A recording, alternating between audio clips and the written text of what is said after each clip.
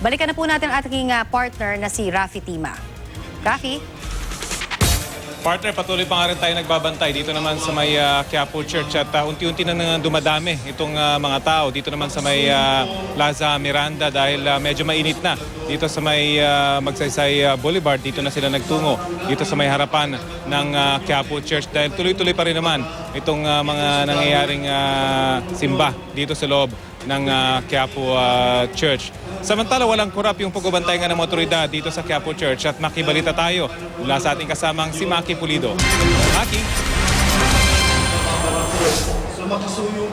Rafi, alam mo kung ihahambing daw sa mga nakaraang taon, ito na yung may pinakamaraming dineploy na pulis, sundalo at augmentation force para nga bantayan ang traslasyon ng Itim na Nazareno.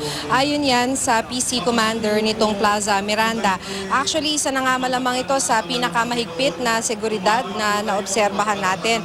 Maliban sa mga sniper na nakapwesto sa ibabaw ng mga gusali, maraming nakakalat talaga ng mga pulis at sundalo sa paligid ng Quiapo Church. Yung K9 unit, inabutan nating nag-iikot yan. Meron daw 31 teams nito para sa Quiapo Church, Quirino Grandstand, pati na yung ruta ng traslasyon. May mga naka-civilian din o hindi naka-uniformeng mga intelligence na nagmamanman. Maliban pa yan sa mga nakaposting mga sundalo sa halos lahat ng kanto. At syempre yung mga police patrol. Yung mga sundalo at saka police actually sa bawat ilang metro ay mapapansin mo nga na may mga nagbabantay na naka-uniforme. Maaga rin yung pagja-jam ng cellphone na signal nitong traslasyon. Dito sa Quiapo Church, mga 5 a.m. ay nag-jam na ng signal.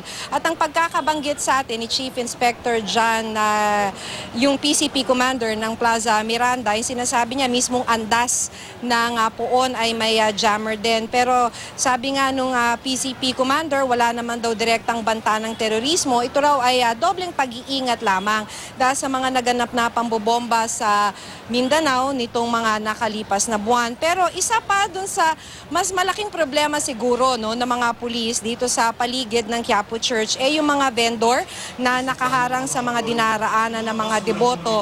Isa pa naman ang traslasyong ito, kung napansin mo, Rafi, sa pinakamaraming dagsa ng tao kumpara sa mga nakalipas na taon. Sa dami ng mga vendor dito lamang sa may Quezon Avenue, hirap na maglakad yung mga deboto. Naokupahan na kasi ng mga vendor yung 2 lane ng Quezon Avenue, kaya sobrang siksikan yung mga tao. Difficult na nga parang di ba may expression na sinasabi magpapalitan na ng mukha sa sobrang siksikan. Ganun yung nangyayari dahil inookupahan na ng mga vendor yung magkabilang lane. So nagkakasya yung mga deboto sa iisang lane, may mga dadaan pa na mga kariton, kaya't mas mahirap maglakad. Overcrowded na po ng tao dito, ma'am, kaya pinapatanggal po nung PCP commander para wala pong mapaso o ma-aksidente. Paulit-ulit na iikot kami kasi yung iba bumabalik lang po, ma'am.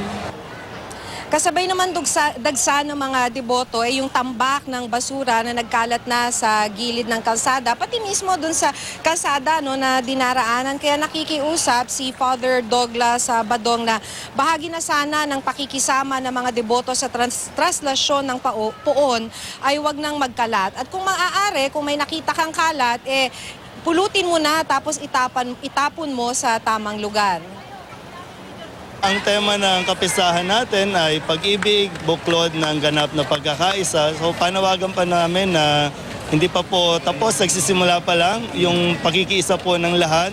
Unang-una sa kalinisan, tiyakin na po natin na wag na tayong dumagdag pa sa kalat. Yung kaya natin pulutin o itabi na po natin.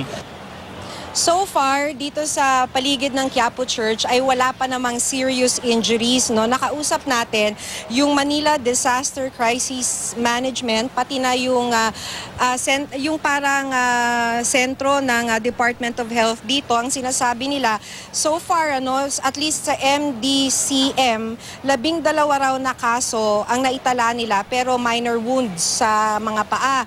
May isa ring 7-year-old na nawala pero naibalik na sa kanyang mga magulang. Rafi? Maki, ano naman ang reaksyon ng mga tao kapag nakikita nila yung mga sundalong umiikot-ikot dito sa paligid ng Quiapo Church? Dahil sa ating pagkakaalam, may unang pagkakataon na nakita natin ganito kadami yung mga sundalong narito, Maki. Actually, ang sabi nga nila, mas nakakampante sila na maraming nakabantay na mga pulis at mga sundalo. Yun din naman ang sinabi kanina ni Father Badong na mas panatag lamang yung kanilang nadarama na may ganitong mga usap-usapang banta at maraming pulis. So, mas nakakapanatag ng damdamin. Ganon din dun sa mga deboto na talaga namang nagdarasal. Despite naman kasi, Rafi, yung observation din naman natin, kahit na ganito, no, nakakalat yung mga pulis at mga sundalo, hindi naman nawawala yung spirituality nitong event. In fact, marami naman dun sa mga kababayan natin, talaga namang taimtim na nagdarasal kahit na nasa labas na sila ng simbahan dahil punong-puno na nga sa loob. Maki, kinagulat ba ng mga nakausap mo mga pulis at sundalo na napakarami at mukhang mas marami pa ngayon yung mga nagpunta rito sa Quiapo, bagamat may sinasabing banta sa seguridad ngayon, Maki? Naku, wala naman silang nabanggit, Rafi. In fact, kanina nung kausap natin sila, wala pa silang nabibigay na crowd estimate. May ganun lang na observation na mukhang mas marami nitong taon pero wala pa talagang final na crowd estimate. Ang very sure, itong PCP commander ng Plaza Miranda, mas marami talagang na-deploy na mga pulis at sundalo na nagbabantay. Okay, maraming salamat sa iyo, Maki Pulido.